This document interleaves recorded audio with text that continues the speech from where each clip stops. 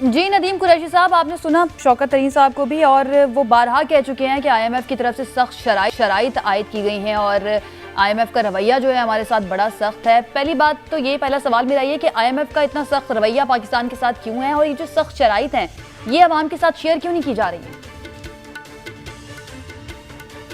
دیکھیں، شوکت ترین صاحب نے بھی ایک ورڈ یوز کیا، اور آپ بھی بڑی ذہین اور انٹلیکچوئل اینکر ہیں۔ انہوں نے کہا کہ جیو پولیٹیکل حالات کی وجہ سے پاکستان پر پریشر ہے۔ اس ورڈ میں سب کچھ ہے، اور بہت ساری چیزیں ایسی ہوتی ہیں جو پبلکلی نہیں کی جاتی۔ آپ کو بھی انڈرسٹینڈنگ ہے، مجھے بھی انڈرسٹینڈنگ ہے۔ یہ کیا جیو پولیٹیکل کیا سچویشن ہے جس کی وجہ سے پاکستان کے اوپر اس طرح کا رویہ رکھا ہوا ہے آئی ایم ایف نے؟ دیکھیں، ہمارے پڑوس میں ایک 7 گنا بڑا دشمن، جس کو افغانستان سے امریکن فوجوں کے انخلاء کے بعد، اشرف غنی کے وہاں سے فرار ہونے کے بعد بڑی سکی اٹھانی پڑی، اس کی اربوں ڈالر کی انویسٹمنٹ ضائع ہوئی۔ اس نے بے پناہ کوشش کی، بے پناہ لابی کی پوری دنیا میں پاکستان کو پریشر بلڈ کرنے کی۔ آپ نے دیکھا پاکستان سے انٹرنیشنل کرکٹ ٹیموں کا واپس جانا اور پاکستان کو انٹرنیشنل طرح کرنے کی وہ سازشیں ابھی حال ہی میں ناکام ہوئی، جب OIC آئی۔ پوری دنیا کے لوگوں نے، پوری دنیا کے مسلم ممالک نے پاکستان پر اعتماد کیا، اور پاکستان کا ایک انٹرنیشنل امیج بہتر ہوا۔ تو یہ جیو پولیٹیکل جو صورتحال ہے وہ آپ کے سامنے ہے کہ پاکستان کو بہت سارے ندیم صاحب، جب امریکہ افغانستان سے نکل کر گیا تو پاکستان نے اس میں ہیلپ کی اور امریکہ نے اس کو مانا بھی، لیکن اس کے بعد جو مبصرین بات کرتے ہیں، یہ ایبسولوٹلی ناٹ کی جو بات کی تھی وزیر اعظم عمران خان نے، جس طرح سے انہوں نے کہا کہ ہم بالکل بھی اپنی سرزمین استعمال کرنے کی اجازت نہیں دیں گے، جو کہ بڑی اچھی بات ہے، لیکن آپ کو لگتا ہے کہ پاکستان کے پاس یہ آپشن تھا اس طرح کا رویہ اختیار کرنے کا؟ کیونکہ الٹیمیٹلی ہمیں پتا تھا کہ پھر ہمیں انٹرنیشنل فورمز کے ذریعے تنگ کیا جائے گا، جیسے IMF، FATF کی بات کر لیں، یونائٹڈ نیشنز کی بات کر لیں۔ تو آپ کو لگتا ہے کہ وہ صحیح طریقہ تھا، یا پھر اس چیز کو تھوڑا سا ذرا بیک اینڈ پہ رکھ کر بھی ہینڈل کیا جا سکتا تھا؟ اچھا، دونوں اسٹریٹجیز ہوتی ہیں۔ کسی ایڈکٹ مریض کا باقاعدہ علاج کیا جائے تو اس کو تکلیف سے نجات دی جائے، یا اس کو تھوڑا تھوڑا نشہ دے کے زندہ رکھا جائے اور ہمیشہ کے لیے مریض بنایا جائے۔ میں ذاتی طور پہ سمجھتا ہوں پاکستان میں چونکہ ٹریڈیشنل پولیٹیشن نے ہمیشہ وہی کیا کہ گھٹنوں کو ہاتھ لگا کے انٹرنیشنل اداروں کو اور طاقتور ملکوں کے سامنے جھکے رہے۔ پاکستان کے 4 وزیر اعظم ایسے ہیں جن کی میں نے پچھلے 20 سال میں UN میں سپیچ سنی، ایک ورڈ کشمیر کے حوالے سے اور ورڈ اسلام کے حوالے سے استعمال نہیں ہوتا تھا۔ ان کی پالیسی ہوگی، مجھے کوئی اعتراض کرنے کی ضرورت نہیں ہے، ان کی حکمت عملی ہوگی، لیکن یہ شخص نہیں کرتا۔ ببانگ طول اسلام کا نام لیتا ہے، مدینہ کی ریاست کا نام لیتا ہے، اور خواب دیکھا ہے اس شخص نے مدینہ کی ریاست کا۔ اس پر کئی لوگوں کو غصہ بھی آتا ہے، ان کی تحریروں پر بل بھی پڑتے ہیں، وہ ان کی وجہ ہوگی۔ لیکن میں سمجھتا ہوں پاکستانی قوم ایک بہادر قوم ہے، ہم اس چیلنج کا مقابلہ بھی کریں گے۔ آج وقت ہے وہ اپوزیشن میں بہت اچھے اور شاندار لوگ موجود ہیں، ہر جگہ پہ اچھے برے لوگ ہوتے ہیں۔ یہ سب باتیں ٹھیک ہیں، اور آپ جو باتیں بتا رہے ہیں ان چیزوں کو ہم اپریشیٹ ایز اے قوم کرتے بھی ہیں، لیکن جو سخت شرائط عائد کی گئی ہیں وہ شرائط ہیں کیا؟ وہ پارلیمان میں کیوں نہیں پیش کی جاتی؟ آج سینٹ کے اجلاس میں بھی یہی اپوزیشن اراکین نے کہا نا کہ ہمارے سامنے رکھی تو جائیں کہ ہیں کیا شرائط، وہ سخت شرائط جن کی بار بار بات کی جا رہی ہے۔ ایک گزارش سن لیں،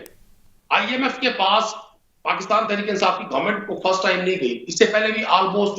میرے پاس فگر ہے 22 یا 23 ٹائم پاکستان کے پاس IMF کا پیکج آیا۔ IMF پاکستان میں تحریک انصاف نے متعارف نہیں کروایا اس ورڈ کو۔ ان اداروں کے ساتھ پاکستانی گورنمنٹ پہلے بھی انگیج رہی، پاکستان کو فنڈنگ ملتی رہی، پاکستان لونز لیتا رہا، اور بہت سارے منصوبے ایسے ہیں جو آج شاید نہ ہو، آنے والے 20 سالوں میں گورنمنٹ پوچھے گا اس قوم کے لیڈر سے کہ آپ کو قرضے لے کر اس ملک پہ نان پروفیٹیبل پروجیکٹ شروع کرنے کی کیا ضرورت تھی؟ یہ تو یہ لوگ بتائیں گے نا۔ لیکن میں سمجھتا ہوں ہر بات کا میڈیا پر اظہار ضروری نہیں ہوتا۔ پاکستان میں اگر ہم آج بھی یہ سوچ لیں کہ ہم تمام چیزوں کو اکٹھے ہو کر ہم نے حل کرنا ہے، اپنے داخلی ایشوز پر ہم نے اپنی پولیٹیکل نظریات کو ایک دوسرے پر نہیں ٹھونسنا، ہم نے جو غلطیاں جس سے ہوئی ہیں وہ ماننا ہے۔ یہ 20-30 سال ٹھیک ہے، میڈیا پر نہیں، لیکن پارلیمان میں جو اراکین پارلیمنٹ ہیں ان کے سامنے تو رکھنا بنتا ہے نا۔ ان کی بھی نہیں آپ لوگ سن رہے ہیں، ان کو بھی نہیں بتا رہے کہ کون سی شرائط آج کی عائد کی گئی ہیں۔ رضا ربانی صاحب آج یہی سینٹ میں کھڑے ہو کے کہہ رہے تھے کہ ہمیں بتایا جائے، ہماری عوام بڑی مضبوط عوام ہے، وہ اس چیلنج کا مقابلہ کر لے گی، لیکن آپ لوگ پارلیمنٹ میں بھی نہیں رکھ رہے ہیں۔ علی گوہر بلوچ صاحب، جی تنقید تو اپوزیشن کر رہی ہے، لیکن کیا کوئی اور آپشن ہے پاکستان کے پاس IMF کے پاس جانے کے علاوہ؟ دیکھیں سابقہ حکومتوں نے بھی قرضے لیے، بات عائشہ یہ نہیں ہے کہ مطلب ہے کہ IMF کے پروگرام میں گئے، یہ تو کہتے تھے کہ خودکشی کر لوں گا لیکن IMF کے پاس نہیں جاؤں گا۔ تو ہمیں تو انتظار ہے کہ عمران خان صاحب سنا تھا کہ یہ بڑی بات والے لیڈر ہیں اور جس بات کو کرتے ہیں اس پر کھڑے ہو جاتے ہیں، حکم کریں 2 کی بجائے 10 کنٹینر لگوا دیتے ہیں، چھلانگ تو لگائیں ان کے اوپر سے نیچے۔ گزارش کرنے کا مقصد یہ ہے کہ قرضے لے کر ملک کے اوپر نچھاور کرنا، ملک کی فلاح و بہبود پر لگانا وہ ایک اور بات ہے، اور قرضے لے کر ان کو ایک ہی سانس میں ہڑپ کر جانا، اپنی جیبوں بھر لینا، اس کو کھا پی جانا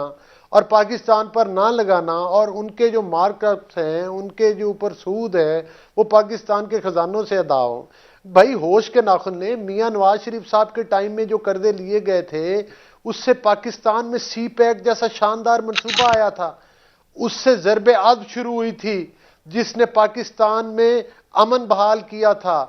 وہ پیسے لے کر پاکستان میں جو 20 گھنٹے کی لوڈ شیڈنگ ہوتی تھی وہ دور کی گئی تھی۔ ان قرضوں کے ساتھ پاکستان کے جو ذمہ دار ہے اس کو سبسیڈائز کیا گیا تھا۔ کھادیں جو تھی 2400 روپے میں DAP اور کنٹرول ریٹ پہ یوریا ملتی تھی، آج 10,000 روپے میں DAP کھاد کی بوری مل رہی ہے اور یوریا تو پاکستان میں مل ہی نہیں رہی۔ لوگ بیچارے ہاتھوں میں پیسے پکڑ کے سڑکوں کے اوپر دھکے کھاتے پھر رہے تھانوں کچہریوں کے ارد گرد، اور آپ کو پتہ ہے کہ یہاں پر یہ حالات ہے، خانہ جنگی شروع ہے اس معیشت کی خرابی کی وجہ سے، ان کی کرپشن کی وجہ سے۔ لوگ کھاد کے ٹرک لوٹ رہے ہیں، آپ سوشل میڈیا پہ جائیں جہاں کہیں کھاد کا ٹرک نظر آتا ہے لوگ اس پر ٹوٹ پڑتے ہیں۔ اور یہ علی صاحب کوئی تجویز دینا، آپ لوگ بڑے سیزن سیاستدان ہیں، بڑا ایکسپیرینس ہے آپ لوگوں کا، کوئی تجویز اگر یہ لوگ بات نہیں کرتے تو میڈیا کا فورم آپ لوگوں کے پاس موجود ہے، کوئی تجویز دیں کہ کس طرح سے اس ایشو سے نکلا جا سکتا ہے، اتنی پریشانی جو پاکستانی عوام فیس کر رہی ہے اس سے کیسے نکلا جا سکتا ہے؟ دیکھیں عائشہ جو صحیح بات ہے آپ نے بالکل کہا، میڈیا کا فورم ہمارے پاس موجود ہے، اسمبلی کا مائک تو ہم پر بند کر دیا جاتا ہے، اور ان کے مطلب ہے کہ ایک ان کے وہ وزیر ہیں مراد سعید صاحب، وہ ہر کسی کو چور چور کہتے تھے، اینڈ پہ پتہ چلا کہ انہوں نے مطلب ہے کتنے ارب کے جو ہیں کک بیکس لے لیے۔ یہ بات ہم نے الزام نہیں لگایا، یہ ٹرانسپیرنسی انٹرنیشنل والوں نے ان پر الزام لگایا ہے، اور اس کے اوپر وہ کوئی وضاحت بھی نہیں کر سکے۔ دیکھیں اس مسئلے کا ایک ہی حل ہے کہ پاکستان میں پولیٹیکل انجینئرنگ بند کی جائے، پاکستان میں آئین اور قانون کی بالادستی کی جائے، پاکستان میں شفاف الیکشن کروائے جائیں، اور فوری طور پر اس حکومت سے جان چھڑائی جائے، اور جان چھڑانے کے بعد دوبارہ پاکستان کی عوام کے پاس آیا جائے کہ وہ اپنے ووٹ کے ذریعے فیصلہ لیکن علی صاحب کوئی بھی جماعت اگر آتی ہے، حکومت آئے گی، کوئی بھی جماعت جو آتی ہے، کوئی بھی حکومت آتی ہے تو اس کے پاس کیا آپشن، جیسے اگر فرض کر لیتے ہیں آپ کی جماعت آتی ہے تو آپ کی جماعت کے پاس کیا کوئی ایسا پلان موجود ہے کہ فوری طور پر اتنے بڑا یہ جو مسئلہ ہے اس سے عوام کو نکال سکیں آپ لوگ، کہ IMF نے جو اتنی سخت شرائط عائد کی ہیں ان کو تھوڑا سا نرم کروایا جائے، یا کوئی اور طریقہ جس کے ذریعے مہنگائی کو کنٹرول کیا جائے؟ دیکھیں عائشہ جب ہماری حکومت آئی تھی تو ہمارے سامنے بھی بہت بڑے بڑے چیلنجز تھے، 20 گھنٹے کی لوڈ شیڈنگ ہوا کرتی تھی، کھادیں مہنگی تھی، بجلی کے ریٹس بھی زیادہ تھے، ہر گورنمنٹ کو چیلنجز فیس کر، لیکن پاکستان کی 72 سالہ تاریخ میں اس سے بدتر حالات کبھی نہیں آئے۔ اس کا واحد حل اس سلیکٹڈ حکومت سے جان چھڑانا ہے، اس کا واحد حل پاکستان کے عوام کے ووٹ کو عزت دینا ہے، شفاف الیکشن کروانا ہے۔ جو حکومت پاکستان کے عوام کا ووٹ لے کر آئے گی اس کو احساس ہوگا کہ کل میں نے ان لوگوں سے ووٹ لیا، کل کو پھر میں نے عوام کی عدالت میں جانا ہے، وہ ڈیلیور کرے گی، وہ ان کی طرح بیٹھ کر چینی اور آٹے پر ڈاکے نہیں ڈالے گی، وہ ان کی طرح ادویات پر کمیشن نہیں کھائے گی، وہ ان کی طرح فارن فنڈنگ کیس میں ایکسپوز نہیں ہوگی اربوں روپے پاکستان کے ہڑپ کرتے ہوئے، ان کی کسی ہمشیرہ کی جیب سے اربوں روپے نہیں نکلیں گے جس کے بعد کہا جائے گا یہ سارا پیسہ جو میں نے آپ کو گنوا رہا ہوں، یہ تو چند کیس ہیں نا، ان کے تو بے شمار کیس ہیں، اگر یہ سارا پیسہ واپس کر دیں تو پاکستان کے دوسرے دن حالات ٹھیک ہو سکتے ہیں۔ جو انہوں نے ان 3 سالوں میں کھا علی صاحب یہی باتیں تو پاکستان تحریک انصاف جب اپوزیشن میں تھی تو کیا کرتی تھی کہ ان سے پیسے واپس لیں تو ان کے پاس تو اربوں خربوں روپے ہیں تو پاکستان کا قرضہ اسی طرح سے اتر جائے گا اور پاکستان کو پرابلم نہیں ہوگی. آپ بھی وہی بات کر رہے ہیں. سحر صاحبہ, پاکستان پیپلز پارٹی کے پاس کوئی تجویز ملکی حالات کو ٹھیک کرنے کی, ملکی معیشت کو ٹھیک کرنے کی, اگر منی بجٹ روکنا ہے تو وہ کس طرح سے روکے گی پاکستان پیپلز پارٹی؟ عائشہ, سب سے پہلی بات یہ ہے کہ آپ کو جب کوئی لون دیتا ہے تو وہ آپ کی ساکھ دیکھتے ہیں, آپ کی کریڈیبلٹی دیکھتے ہیں, آپ کی پرفارمنس, یعنی کوئی پیسہ لگاتا ہے تو یہ دیکھتا ہے کہ اس کو ملنا کیسے ہے, اور شرائط بھی اسی کے مطابق طے کی جاتی ہیں. آئی ایم ایف کی شرائط آپ بات کر رہی ہیں, اگر آپ یہ دیکھیں کہ جو سعودی عربیہ سے ابھی انہوں نے جو پیسے لیے ہیں رکھنے کے لیے خالی بینک میں, اس میں جو شرائط, کبھی پاکستان اور سعودی عرب کی دوستی کی تاریخ میں ایسا کوئی آپ مجھے نظیر بتا دیں کہ جب اس طرح کی شرائط رکھی گئی ہوں. اس کی وجہ کیا ہے؟ اس حکومت کی نااہلی اور نالائکی. ابھی انہوں نے بات کی جیو پولیٹیکل سچویشن کی, تو میں سمجھتی ہوں کہ یہ ایک امپورٹنٹ ٹاپک ہے, اس کے پر ضرور مجھے بات کرنی چاہیے. دیکھیں, افغانستان کی سچویشن میں جب طالبان کی حکومت آئی تو عمران خان احمد نیازی صاحب کے آپ سارے بیانات نکال کے دیکھ لیں, ہی واز سیلیبریٹنگ اٹ. ٹھیک ہے, انہوں نے ایسا کوئی ایک تاثر دیا کہ جیسے کوئی ایک جو ہے ایسی چیز ہے جس کو جو ہے وہ سیلیبریٹ کیا جائے اور جس پہ ان کے ہاتھ میں کوئی خزانے کی کنجی آ گئی ہے. اب جبکہ حالات یہ ہیں کہ ہمارے بارڈر سے فینسز جو ہے اکھاڑی جا رہی ہیں, وہ فینسز جو ٹیکس پیئرز کے پیسے سے لگائی گئی تھی. ٹھیک ہے, جس دن سے طالبان کی حکومت آئی ہے, ابھی ٹی ٹی پی سے مذاکرات جو ایک فورن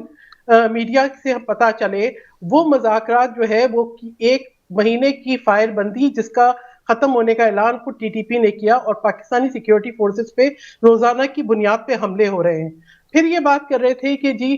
جیو پولیٹیکل حالات, امریکہ کو کہہ دیا, ایبسولوٹلی ناٹ. دیکھیں, بات یہ ہے ڈپلومیسی ایک بہت سینسٹیو سبجیکٹ ہے, اٹ کی ناٹ بی ریئیکشنل. آپ محض جو ہے وہ پبلک فیم کے لیے یا میڈیا اٹریکشن کے لیے لوگوں کو گمراہ کرنے کے لیے بیانات نہیں دیتے, پھر اس کے بعد آپ خوشامدیں کرتے ہیں کہ مجھے جو ہے امریکی صدر جو بائیڈن کی کال نہیں آئی. پھر آپ کے مشیر سلامتی جو ہے وہاں پہ جا کے بیٹھتے ہیں, آپ کے فورن منسٹر کوشش کرتے ہیں اور اب تک آپ کو ایک کال نہیں آئی. دیکھیں, بات یہ ہے کہ پاکستان نے ایک رول مثبت ادا کیا انخلا میں, لیکن جو پاکستان کے وزیر اعظم کے اممیچور سٹیٹمنٹس تھیں جن کا کوئی وجود نہیں تھا. امریکہ کو کیا ضرورت ہے جب اس کے بحری بیڑے کھڑے ہیں سمندر میں, اگر وہاں سے اس نے کوئی کاروائی کرنی ہے وہ کر سکتا ہے. ہم نے ڈرون اٹیک افغانستان پہ ہوتے ہوئے بھی دیکھے, میں سوال نہیں اٹھاؤں گی کہ راستہ کون سا اختیار ہوا.